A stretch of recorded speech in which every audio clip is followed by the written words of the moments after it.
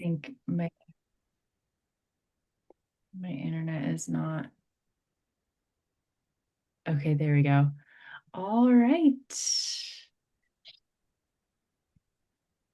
Let me figure out how to get to the next slide.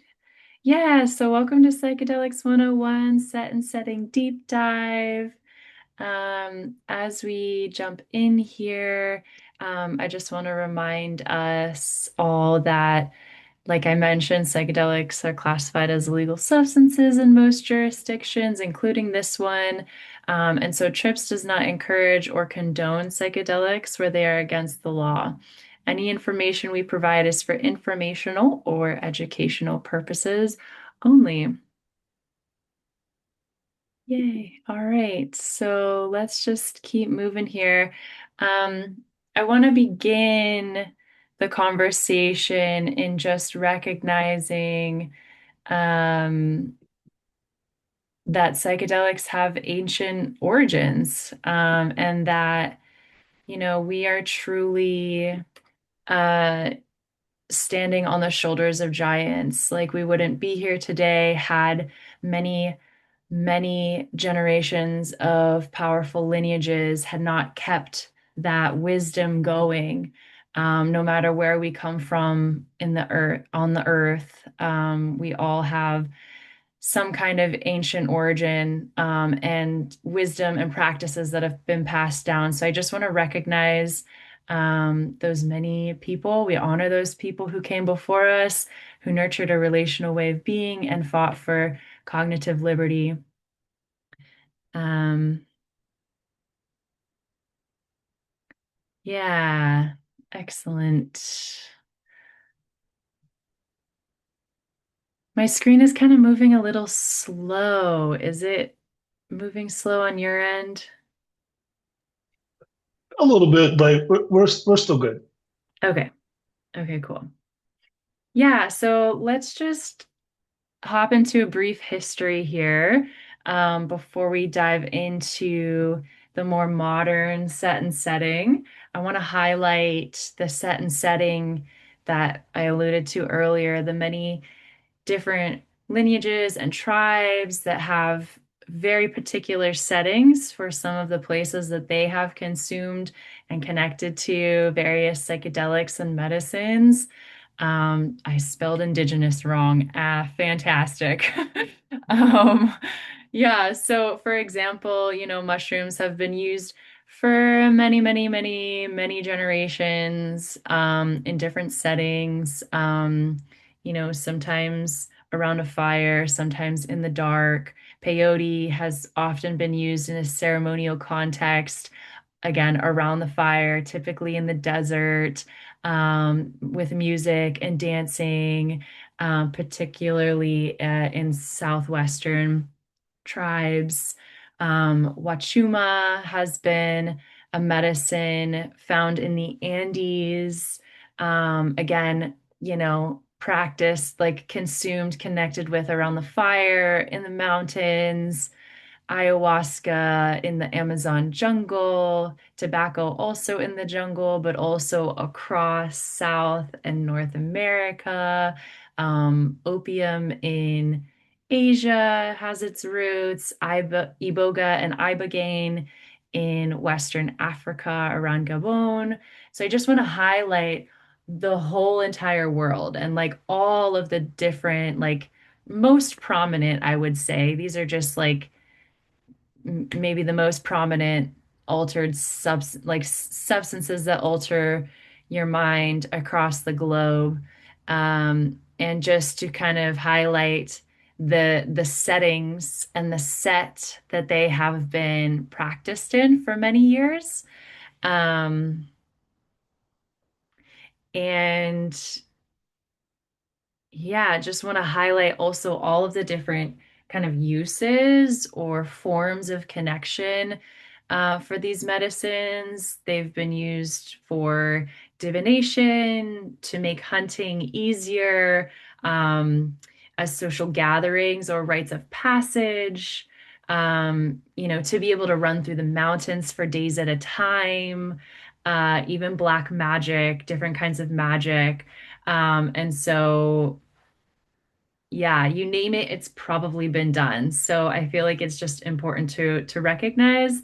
Um, Not all cultures and contexts have used psychedelics specifically for healing or specifically for recreational purposes or specifically for medicinal purposes. It's just there's so many different ways that people have been connecting with medicines across time. And so, with that, I invite you to hold some nuance in that conversation. Um, yeah, and with the topic of set and setting, I want to invite us to really slow down and kind of pick apart and unpack what these words really mean. They're not just concepts. It's like a living framework in which to connect with psychedelics. And if you want to apply it to anything else, you can, of course, do that. But it's particularly potent when we think about consuming various substances, medicines, drugs, whatever you'd like to call them. Um, yeah, so let's keep moving along here. Let's just jump right into set. So, when we talk about set, we are talking about mindset.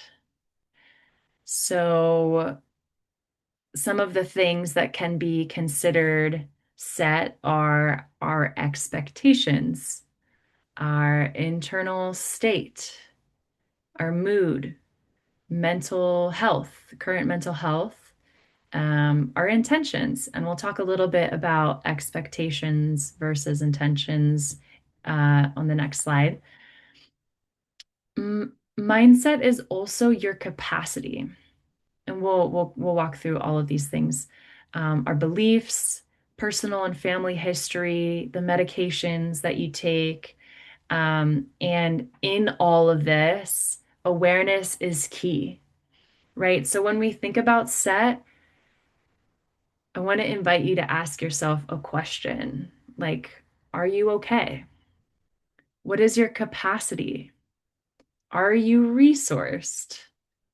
What are your intentions? No intentions is also an intention, right? What are your expectations going into a psychedelic experience? Are you feeling a level of desperation on wanting to be transformed, changed, healed in some way? Or are you open to going with the flow of what arises? So it's important to hold all of this with a grain of salt, right? You may have every intention in the world to heal something or intention to focus on a very particular thing. And the medicine might say otherwise. Um, it's not necessarily something that we program.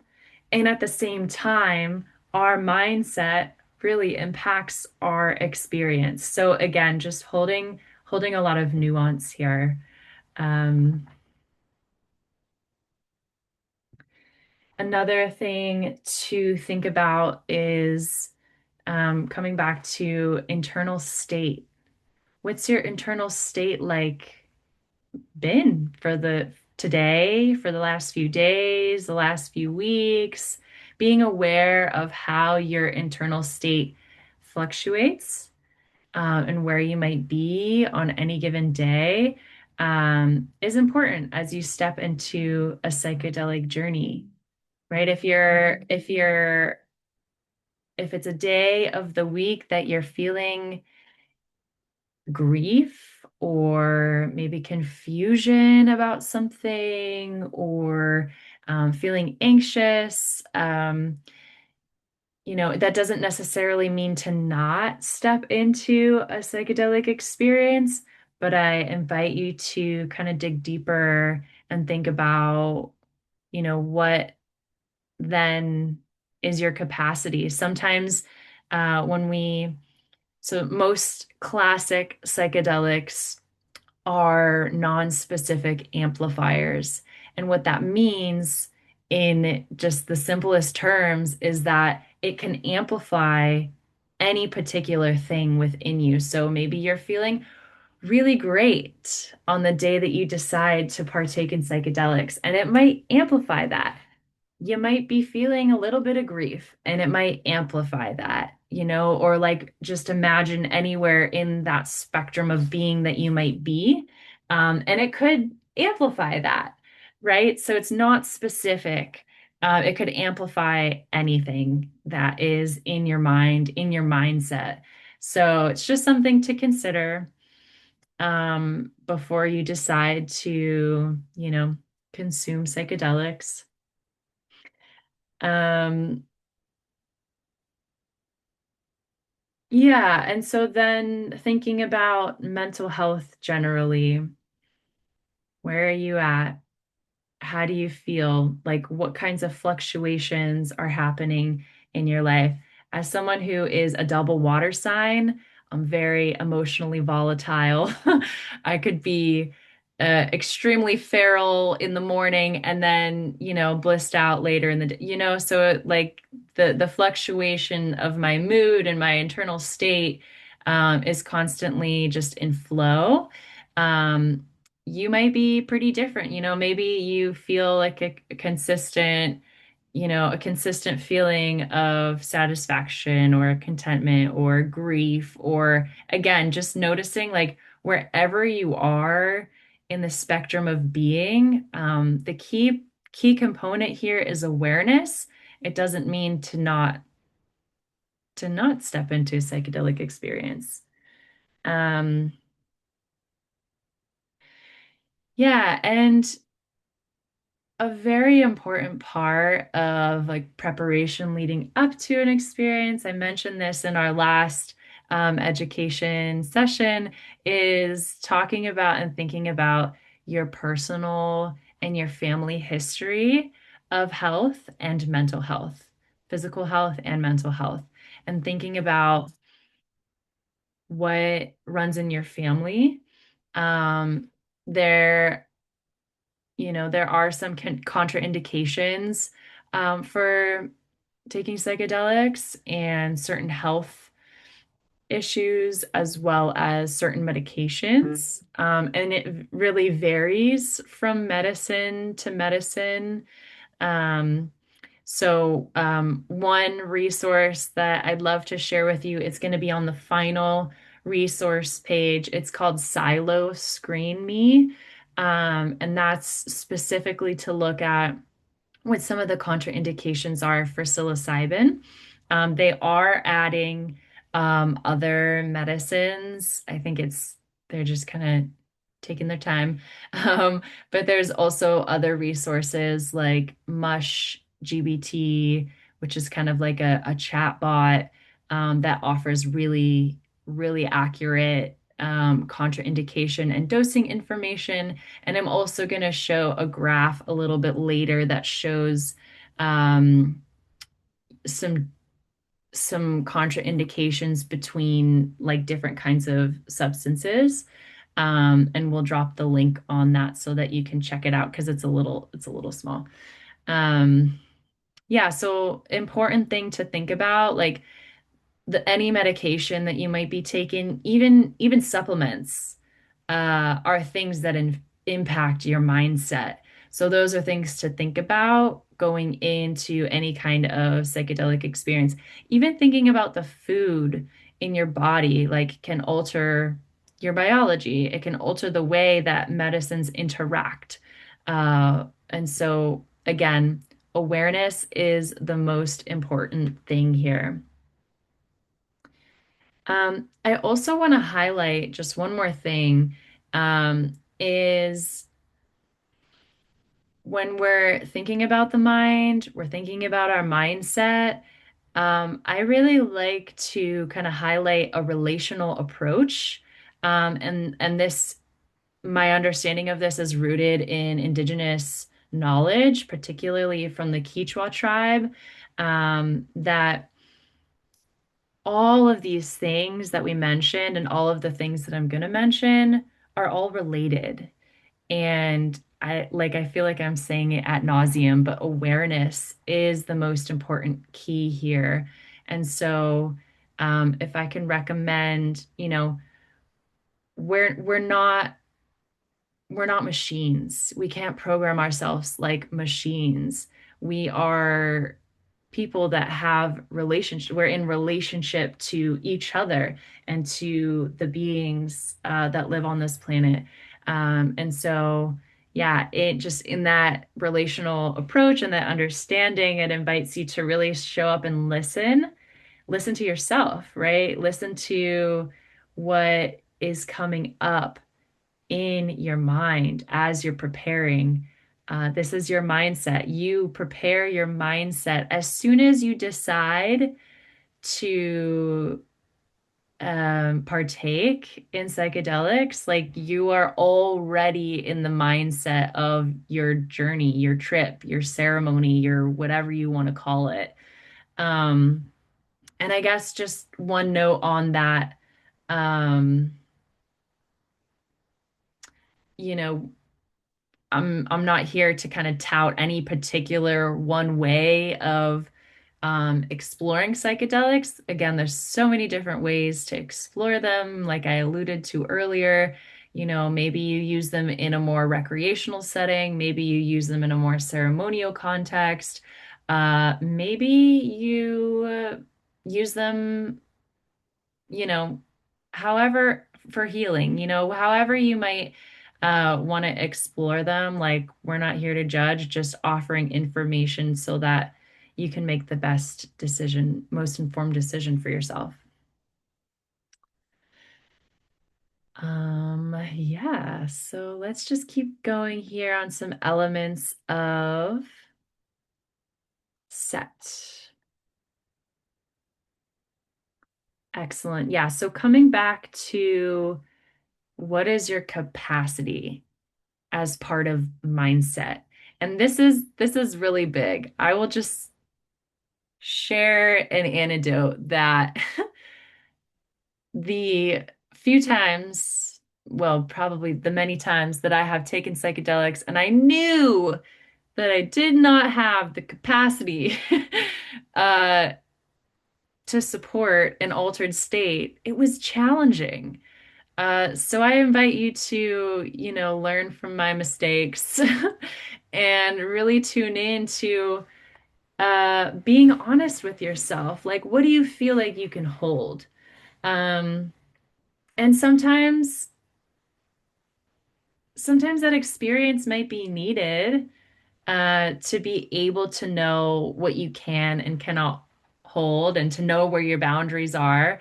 But really being real with yourself. Are you really okay right now? Like, do you feel resourced? Do you have support? Do you have coping tools? Do you have a plan? Right? So we'll kind of walk through some of these pieces here. Um, and just another note on capacity, right? It changes from day to day, changes from week to week. So again, awareness is key, just something to be aware of. You can want to have the experience, but you might not be resourced for it, and that's okay. And if you choose to do it anyways, that's okay too. Um, and so when I mean, are you resourced? Do you have resources? What that might look like is having emotional support.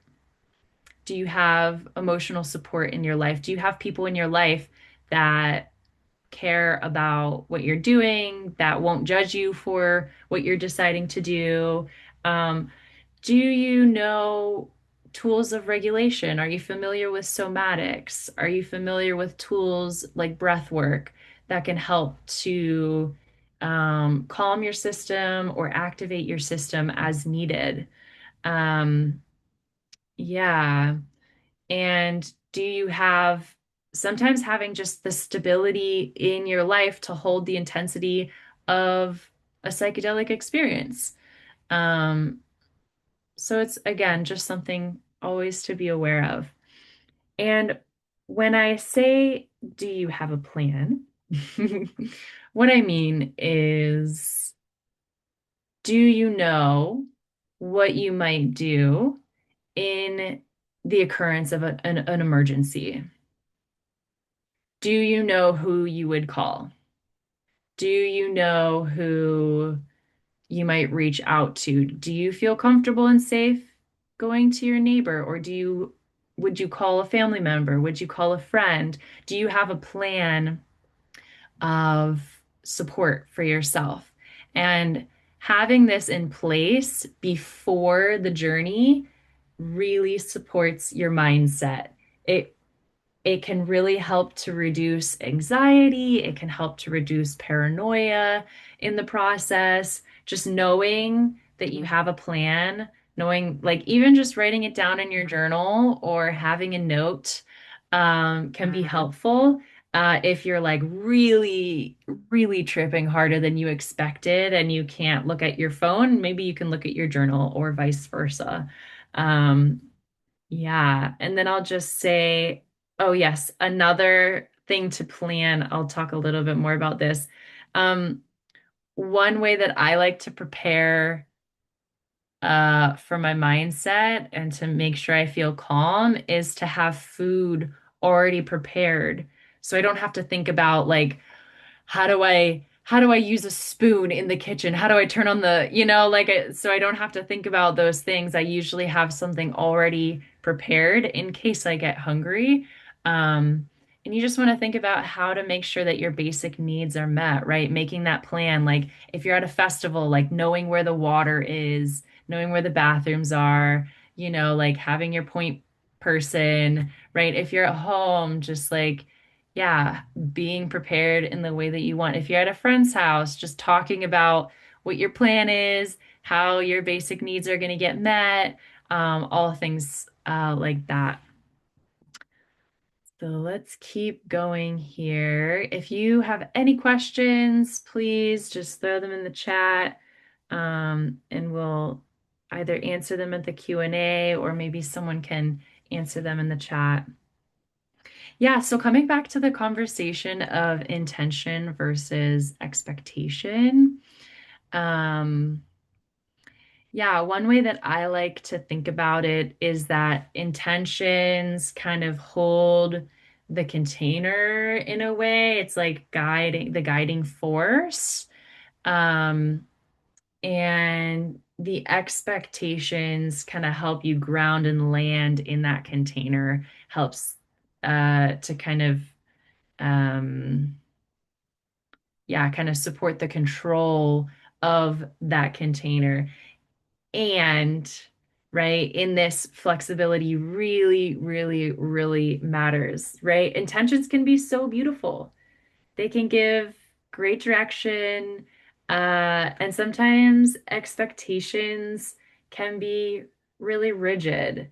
Um, and so as you are inviting an intention and inviting expectations.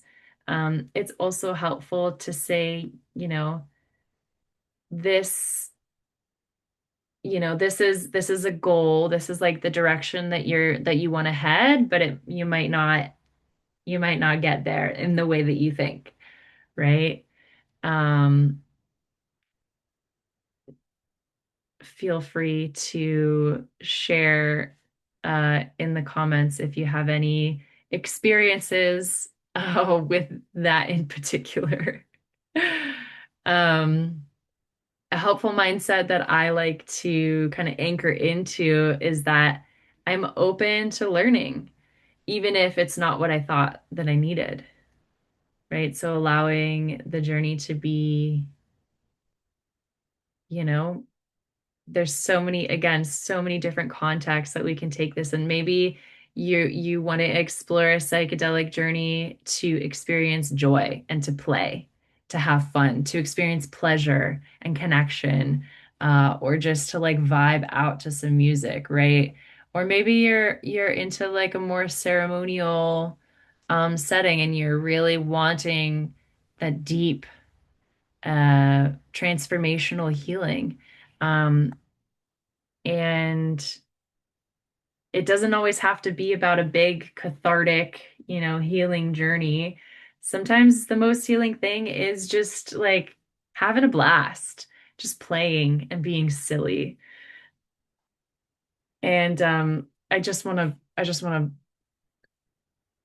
hit this point home that what I'm noticing in like the medical model and like research and things, not across the board, but like generally speaking, is that there's less and less emphasis on the fun element, the recreational, pleasureful, joyful element. And, that, in my humble opinion, is just as important as the deep healing, cathartic journeys. So just something to ponder.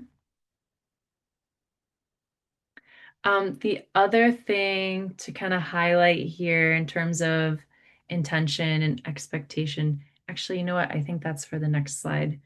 Um, Yeah, so holding intentions and expectations lightly.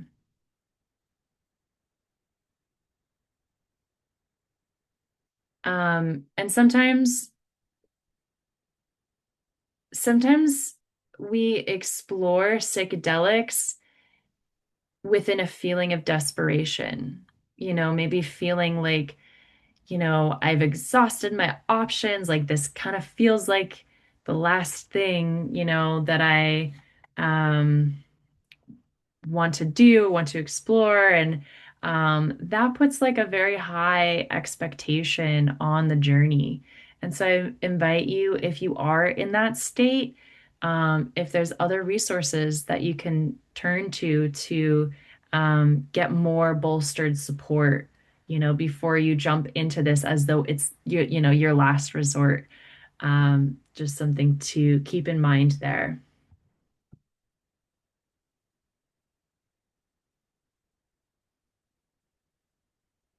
And of course, we need to highlight challenging experiences, difficult things that come up in the journey, uh, have a lot to do with our mindset, have a lot to do with how we prepare our mind as we're going into this space. And sometimes we don't prepare our mind. Sometimes there's not enough time to prepare our mind. Maybe we're jumping into an experience. And so, just a few things to kind of keep in mind. If challenging experiences arise, um, yeah, I mean, difficult material can often come up in these spaces, as many of us know, right? Grief, fear, confusion, existential questions, existential dread. And it doesn't necessarily mean that something is really wrong. It often means that something really meaningful has been touched within you. So the key here is like whether you have the support and the capacity to move through it or move with it, right? Um, and so some of those anchors or supports might look like breath work, knowing how to work with your breath closely. Um, and just coming back to that anchor that's within you that is you, right? That's something that you always have. You don't have to pay for it. You don't have to look outside of you for it. Like that part of you is always there. So just coming back to that anchor anytime, anytime. Um, Sometimes reducing stimulation can really help in decreasing what feels like a difficult or challenging experience, right? Maybe you're in like a festival or a club and there's just like tons of lights and there's all different sounds and there's a bunch of sweaty people, or maybe you have maybe there's multiple like smells, so like maybe finding a nice quiet space um, can potentially be helpful um, in moments that feel difficult. Um, Other things to kind of support the mindset, the body. right? Reorienting with the basic needs, food, water, a familiar object. Maybe that's like a scarf or a crystal or whatever it might be for you. And sometimes, consensual touch can be super grounding, right? Maybe your friend is with you and they'll like, you know, offer to put their hand on your shoulder or hold your hand or, just be a grounded presence. So just inviting consensual connection with people that you trust.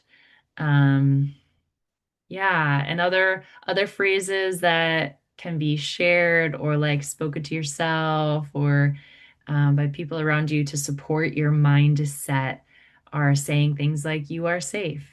This will pass. This is normal. You got this. Keep breathing." Like hyping yourself up or down. Wherever, whichever way you need to go there.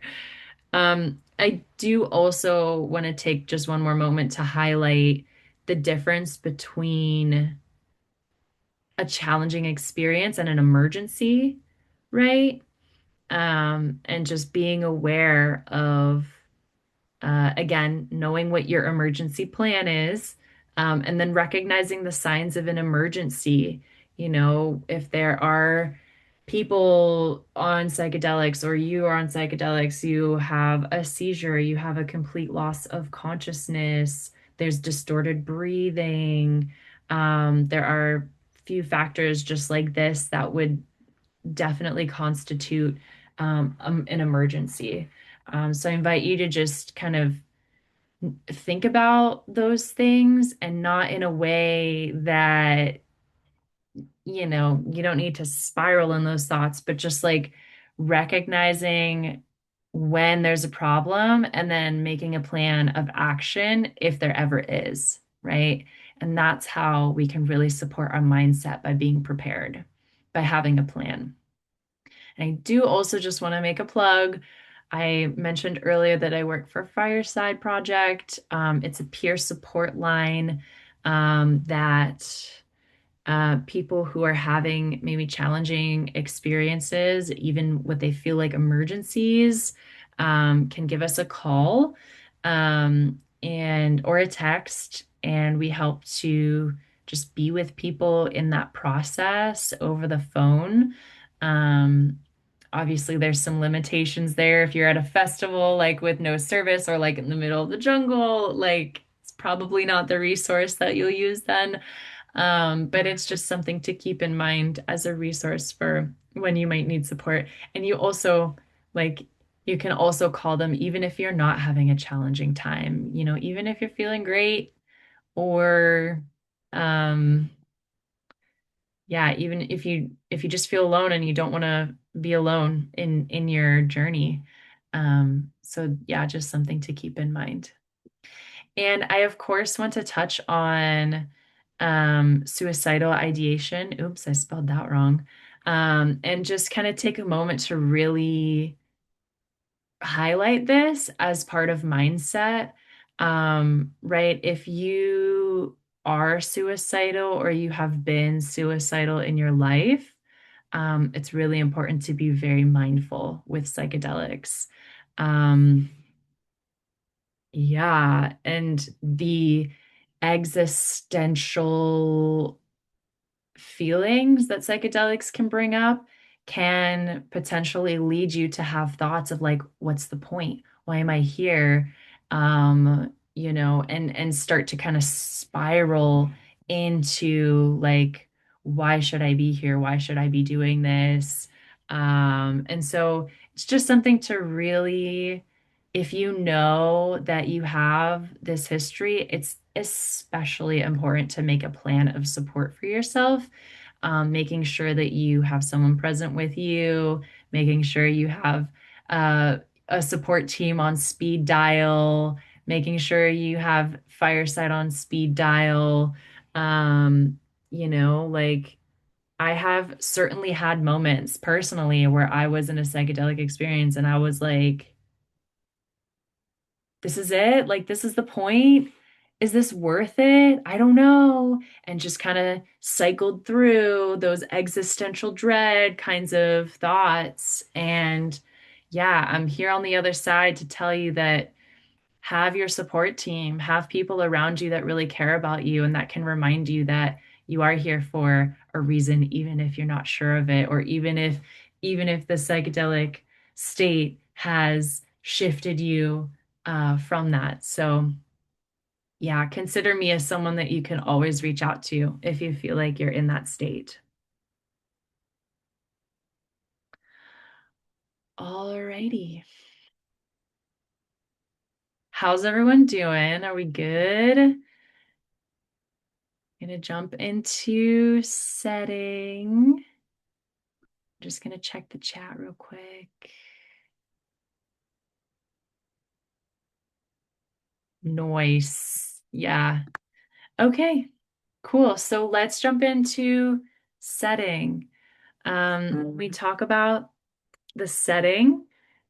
We're talking about our environment, and we're talking about a lot of different aspects of our environment, right? We're talking about the physical space, right? The room you might be in, the piece of land you might be on, um, the maloka you might be in, your friend's house, wherever you might be, like that is your setting, right?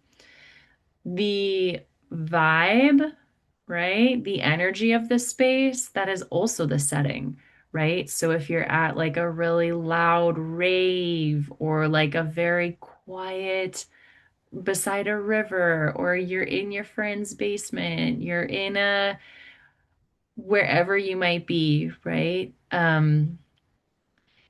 The people that are in your vicinity are also the setting, right? So we're thinking about if you have a trip sitter, if you have a medicine person that you're working with, if your friend is sitting with you, like that's also your setting.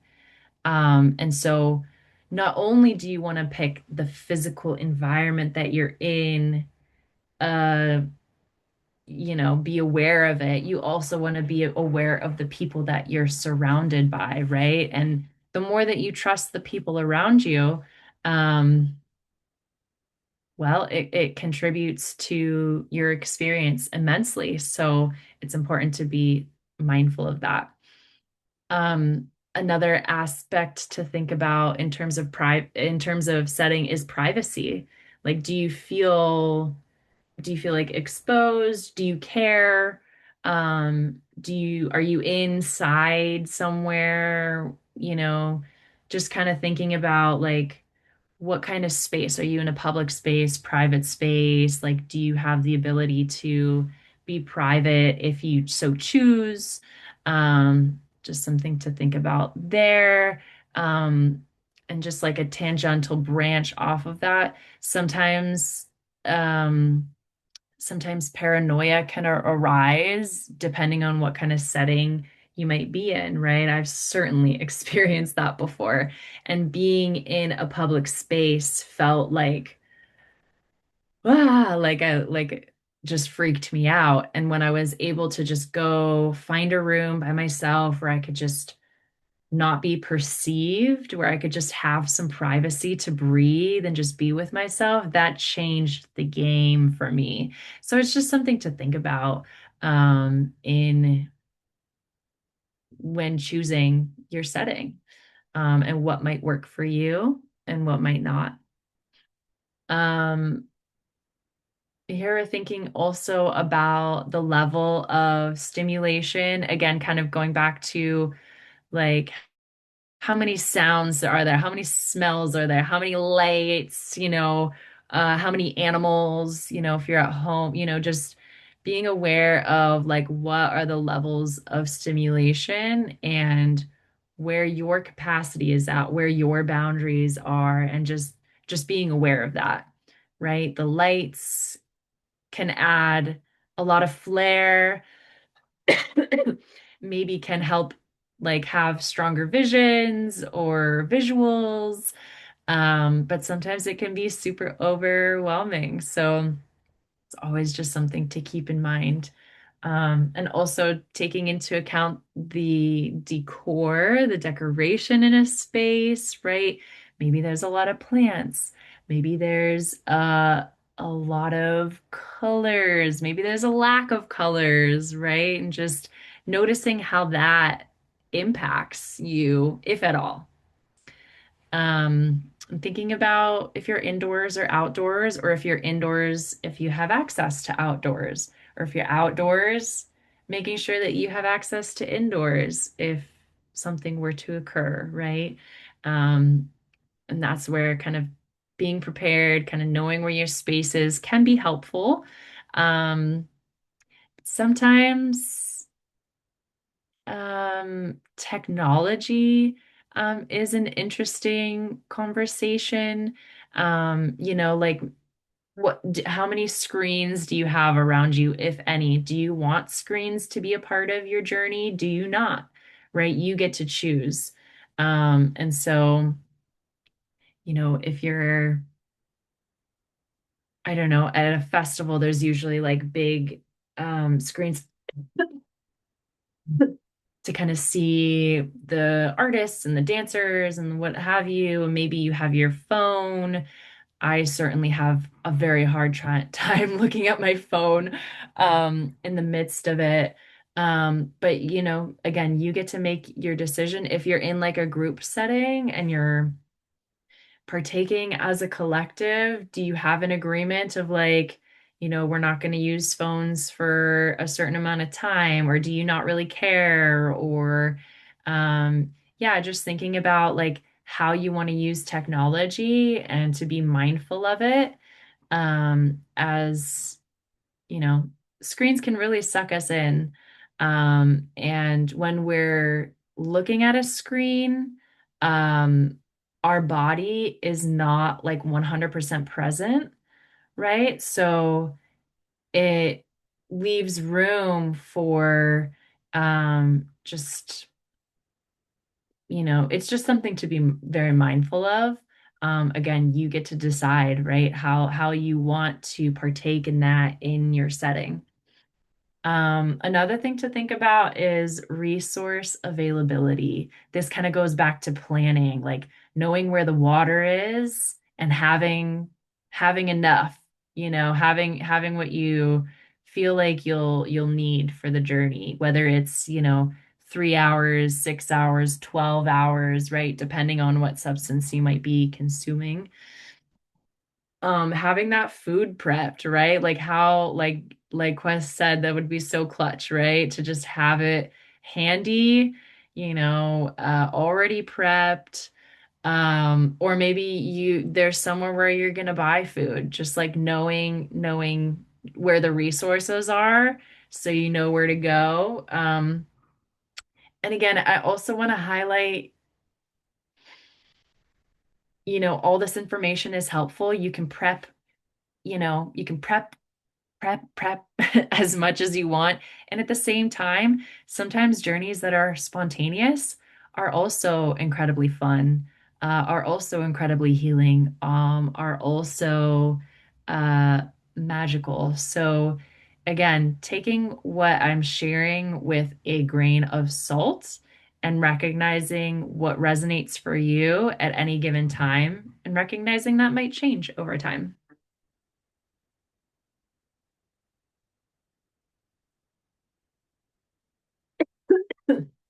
Excuse me.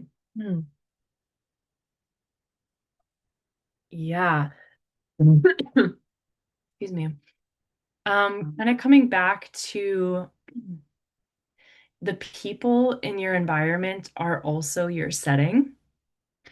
And just being mindful of that. If you're in a group setting, if you're one-on-one, if you're in public, if you're in private, like just recognizing like what is your relationship with the people around you, if any, right?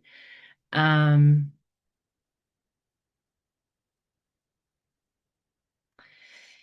Yeah, ultimately, you are a co-creator. You get to decide what kind of setting or environment that you are in at this time, most of the time, right?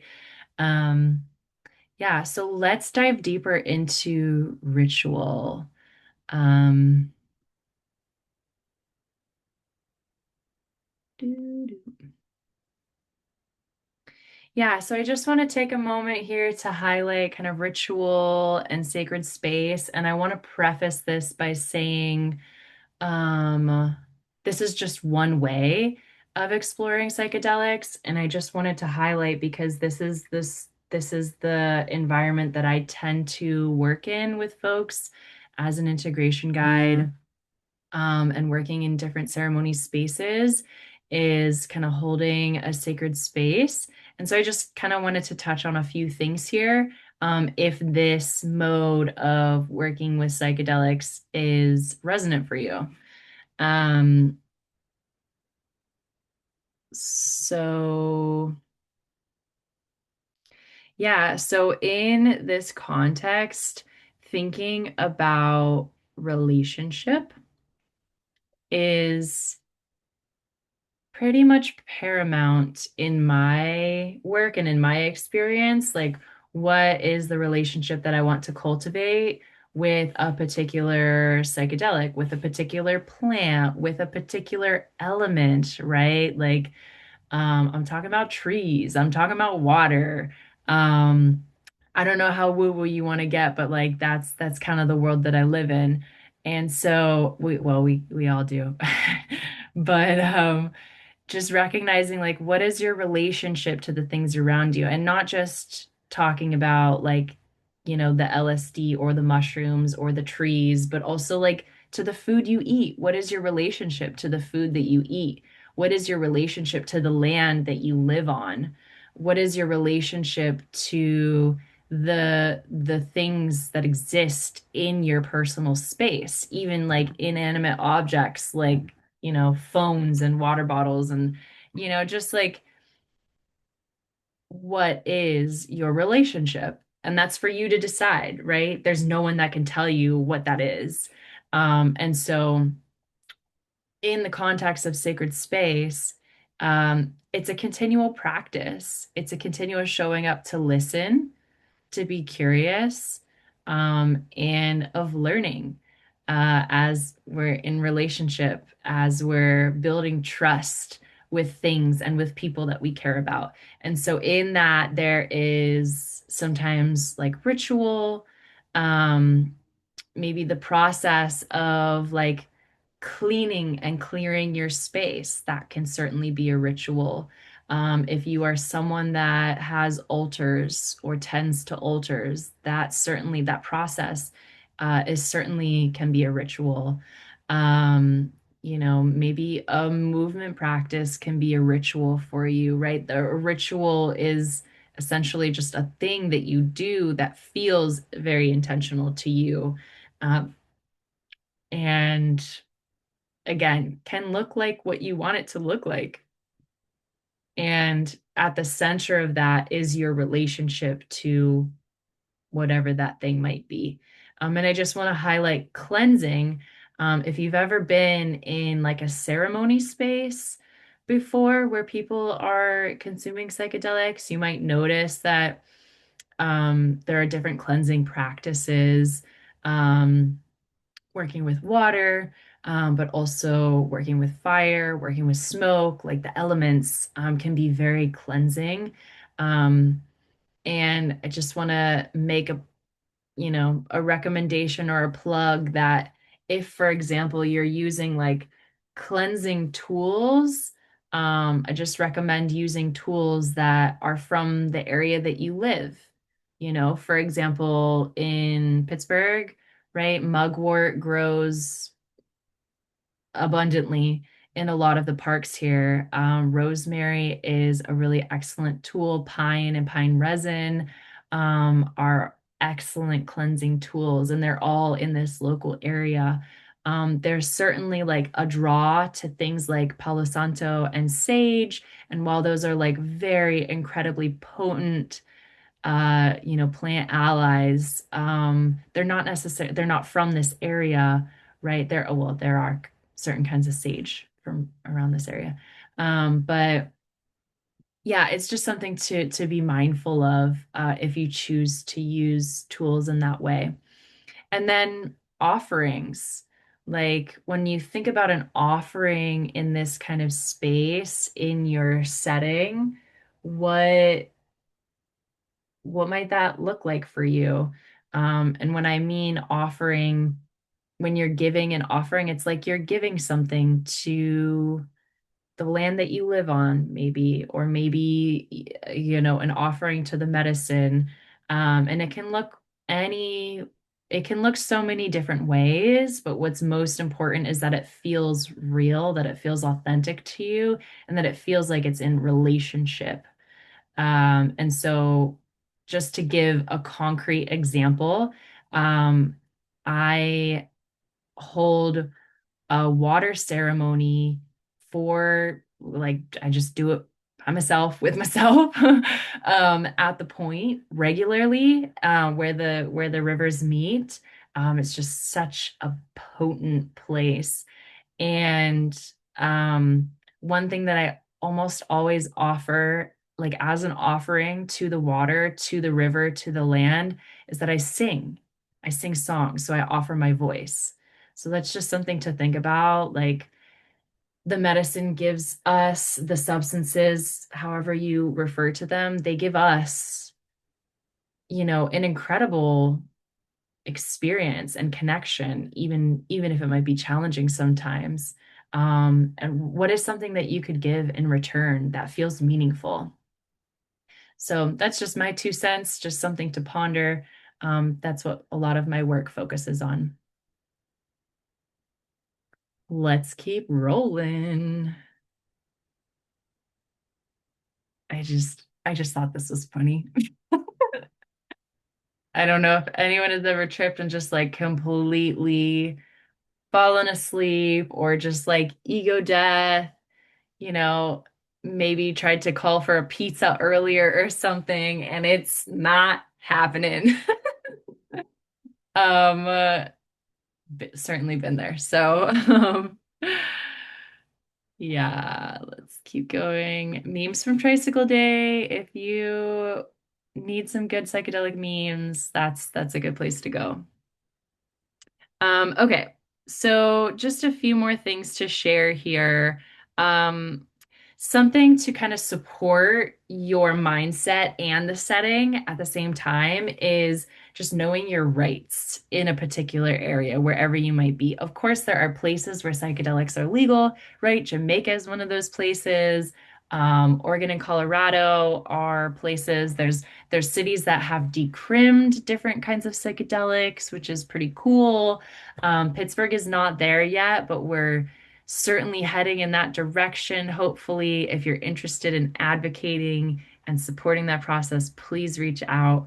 Um, and just, very slow going over here in Pittsburgh, but we're hoping it will happen eventually. But anyways, knowing your rights, right? Like knowing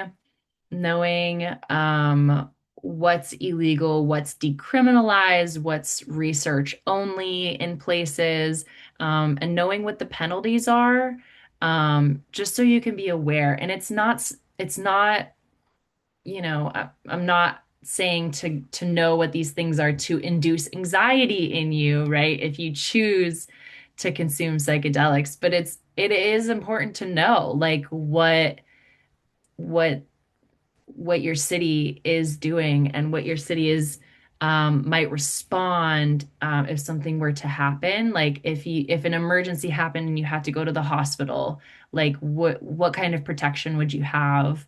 Um, or One thing that I sometimes do is like kind of just do a little quick Ecosia search of like what like arrests and like other like different things that have happened, particularly in Pittsburgh.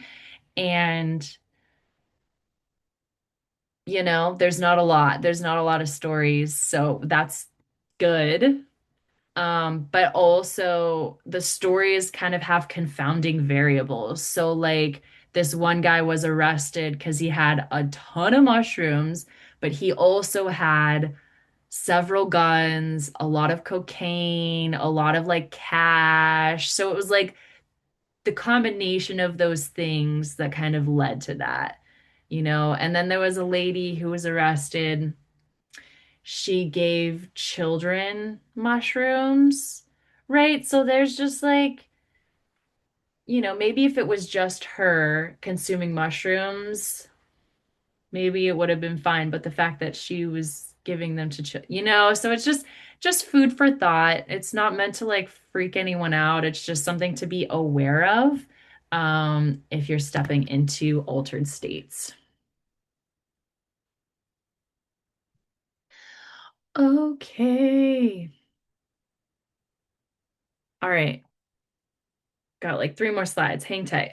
Okay. So, um, we talked about setting and how the social context of your environment is also the setting. And so choosing support, um, one of the main harm reduction principles is to never use alone, never use a substance alone. It doesn't matter what it is, right? And so I certainly recommend adopting that principle into your life, whether it's just, having a friend or a neighbor or family member or um, even fireside can be a helpful resource if you don't have someone available in person, right? So it's just something to think about. Having a sitter or a space holder or a ceremonialist or a friend, a family member, having someone there can just be in itself, it's harm reduction support, risk reduction support. So that's just something to think about, to be mindful of. Right? It's pretty important that they're like, someone in the vicinity is sober, right? So that if something were to occur, there can be quick action.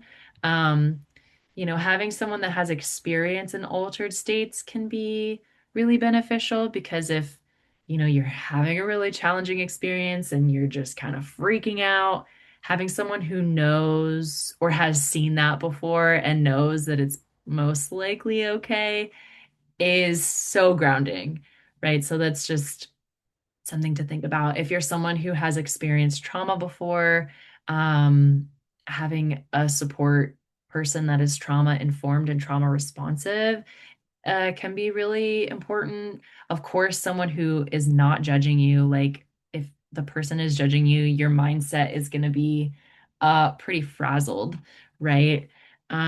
So yeah, friends or facilitators alike, it's important to know the limits and the boundaries and the capacity. And all of that should be talked about beforehand. It doesn't matter if you're like at a rave or at a ceremony or at a scheduled, facilitated thing, like making sure the people in the vicinity know beforehand is important. Um, yeah, just everyone should have an idea of like what the expectations are, even if it doesn't always go that direction, right? Just being on the same page. Um, and let's see what's next. This is live footage of me surrendering to the medicine and trusting the process. That was a good show. Yes, I just thought you might appreciate this. And I'm just going to show one more slide and then go to the resource page. Um, this is the dosing chart that I mentioned earlier. I know it's a little bit small, but if you go to tripsit.me, you'll find it on there, and it just has combinations for a lot of different substances. So it's just something to be aware of. Like, right, there are some red squares, right? There are certainly some contraindications to be aware of. So this is in support of your preparation, of preparing your mindset, of just knowing ahead of time, what might be supportive and what might be not so supportive. Um, Alrighty, let's open it up for Q&A. Does anyone have any questions? Oh yeah, I wanted folks to put their ideal set and setting in the chat. I would love to hear, yeah, like what your ideal, what your preferences. Might be different on different days and different seasons. It is for me.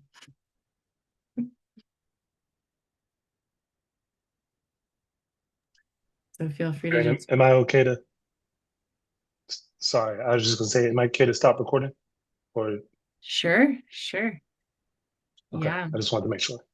And I'm just going to show this page of resources here for you to take a look at, free and paid resources. Okay.